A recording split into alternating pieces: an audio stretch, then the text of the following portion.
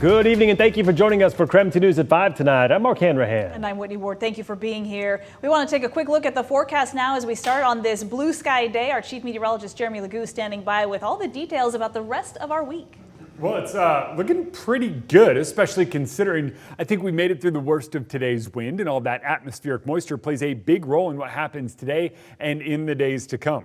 Right now, our temperatures sit at 70 degrees, but look at where our dew point and relative humidity are. Those are big numbers, especially considering where we were last week. Right now, a dew point of 38 degrees and a relative humidity of 31% is great news. Last week we were at 6% on Thursday and Friday when we had that critical fire danger, but overall things are looking pretty good. Wind dies down overnight and we're basically through the worst of it here. What winds up happening though over the next couple of days is that lack of wind allows some of the smoke from the nearby wildfires to impact our air quality. I don't think it gets near as bad as what we saw, I would say, last weekend, not even close to that. Instead, we go from good today to likely seeing a little bit of a haze and maybe dipping toward moderate tomorrow. Overall, not much is expected in the next couple of days in terms of weather. By Friday, though, what I think winds up happening is we get a little short wave of energy moving through, and that short wave brings us a chance of showers. Does that round of showers hit us here in Spokane? Excellent question. I personally think most of it kind of misses us, heads to the south, stays in the mountains, moves out. Basically, we have 5 forecast models. Of those 5 forecast models, just one puts rain in the forecast for us here in Spokane. And so when it comes to overall precipitation chances, we're going to call it a 20% chance. I'll say increasing cloud cover throughout the day tomorrow, with isolated and scattered showers kind of staying to the south. Not tomorrow, Friday, excuse me. Tomorrow, sunny. Calm, beautiful. Temperatures in the low 80s Thursday and Friday, 90s this weekend with some serious summer heat returning. All right, thank you very much, Jeremy. And now we turn to some breaking news. Brian Coburger, the man accused of murdering 4 University of Idaho students, just waived his right to a speedy trial in a Latah County courtroom this afternoon. And that means his trial will not begin on October 2nd like originally planned. KREM 2's Janelle Finch is live at the Latah County Courthouse tonight to break down what happened in court today. Janelle? Today, we learned that Brian Coburger may not be appearing here for his trial on October 2nd here at the Latah County Courthouse. That's because today he waived his right to a speedy trial. Cooney County Public Defender Ann Taylor says there just isn't enough time between now and that October trial date to properly review evidence and prepare for an effective trial. Coburger walked into the Latah County courtroom today, prepared to waive his right to a speedy trial. After his attorney, Ann Taylor, explained her reasons to prolong the trial, the state agreed more time would be beneficial.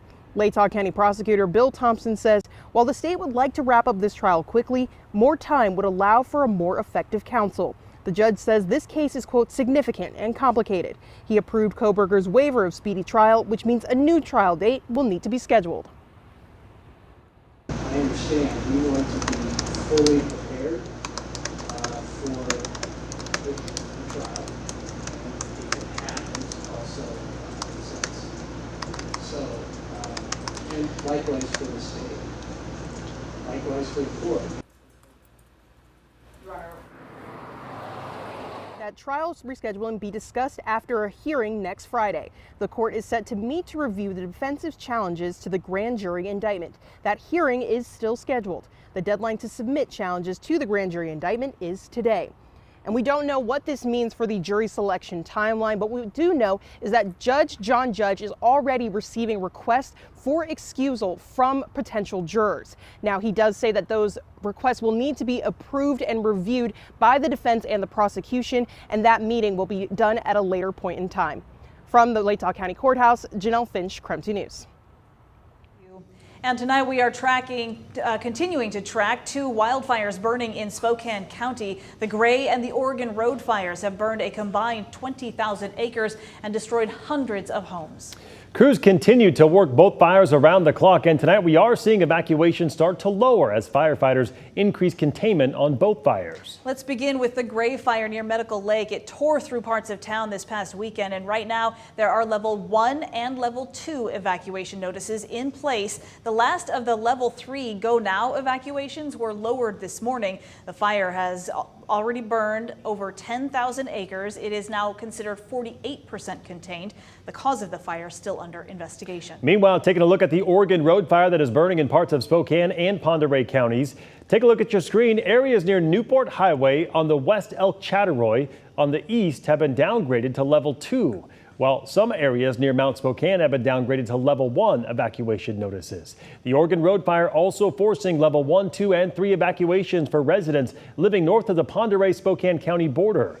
Right now, the fire has burned a little more than 11,000 acres. It is just 4% contained. A Red Cross shelter is available at Riverside High School, and large animals can be taken to the Newport Rodeo grounds. And take a look at this. You actually may have seen this photo floating around on social media. It has become a symbol of strength and hope coming out of the Oregon Road fire. Shannon Mowdy tracked down the family behind that picture. She is live now to share their story. Shannon? Yeah, that photo has been making the rounds across social media, oftentimes with the caption that the man in it and his family lost everything. Well, I am happy to tell you that's not completely true. And it's thanks to the guy in that photo. Photos and videos. It was one of the only things Adela Dibble could do when the Oregon Road fire broke out near her home. We should have stayed home and waited for the concert. Her and husband Art were celebrating an anniversary when they got the call Friday night. First, there was smoke. And then he called back 5 minutes later and just said, I see flames already. Like, get home. But the fire had already taken over the road a mile from home, the home where Art Dibble Sr. still was, calling to tell them he was packing up the couple's dogs and getting out. I hear a plane, yeah. The Dibbles were really able to see the damage the next day. The workshop and apartment where Art Sr. lived. And that all burnt, everything, yeah. But the Dibbles' home, 200 feet away, still there. Yeah, well, it actually burned all around our house, too. In the corner of the house where he was watering, he watered for probably like a half hour before he had to leave. It got all the way up to probably 5 feet to the edge of our garage, all the way around, and just didn't burn no more. Thanks to Art Sr. And of course, it wasn't the only thing to survive. In a pile of ash and rubble, Adela found something else. I had to pick it up and I was like, your flag made it, like pop-ups, it made it. And the photo she took has been shared across social media. I just thought like it was a symbol of hope. Pop Pop and his flag. A reminder the most important things are still standing. I'm just thankful like that, I was able to take that picture because we were worried he wasn't going to make it out. Yeah, now he's living in the big house. Until they can rebuild Pop Pop's palace next door. Yeah, oh yeah. And the Dibbles did have insurance on both the burned buildings, so Pop Pop will get his space back and he'll have a new American flag to put up. A stranger saw that picture and the post and donated a brand new American flag to him, so that's going to go up as soon as those new buildings do. Shannon Mowdy, KREM 2 News. And now to the Gray Fire. Today is the first full day people forced from their homes by that fire are allowed to return home today. KREM 2's Nathan Young spoke to some of those homeowners today to find out how they are feeling. Nathan? Well, Mark Whitney, I'm outside a Medical Lake home right now, and this home has been saved after this weekend. And the people here, while they were evacuated, they actually didn't know what they're going to come home to. The return of a blue sky is a gentle reminder of how precious life is to Rich Millender. I don't have to start my life over. I am so grateful. Millender almost lost his home of 30 years in the Gray Fire. We had 4 or 5 people here doing what we can to save your house. When Millender saw smoke in the air on Friday afternoon, he never thought he would be in danger. I'm just blown away the fact that it got to here, where it started and how it got to here. Until he saw flames. Here's our house. Just on the other side, there's fire. That's when he knew it was time to go. KREM 2 first met Millender and his wife at their Airway Heights Walmart. They quickly evacuated from their home, throwing whatever they could into their trailer. We just narrowly escaped. The fire line coming right up to the property. The fire burned all around Millender's property, in some places getting as close as 10 feet from the house. This right here is one of the sprinklers that we use. We had a line of probably about 8 of them. Millender's son-in-law, Caleb Garrison, also lives on the property. It's a roller coaster ride, emotionally. He wasn't sure what he was coming home to. To see that the house was still here, it's almost indescribable. The feeling you feel is just like instant relief. To both Millender and Garrison's surprise, the fire burned everything but their homes. We broke down, my wife and I, and just said, thank you. Thank you for stopping it.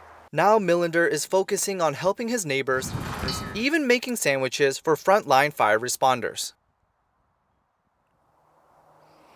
Now, if you're part of the Medical Lake community, a special community meeting is happening tonight at Medical Lake High School. That's supposed to start at 7 p.m. Representatives from the city, fire, and public service should be there to add more information and answer any questions you might have.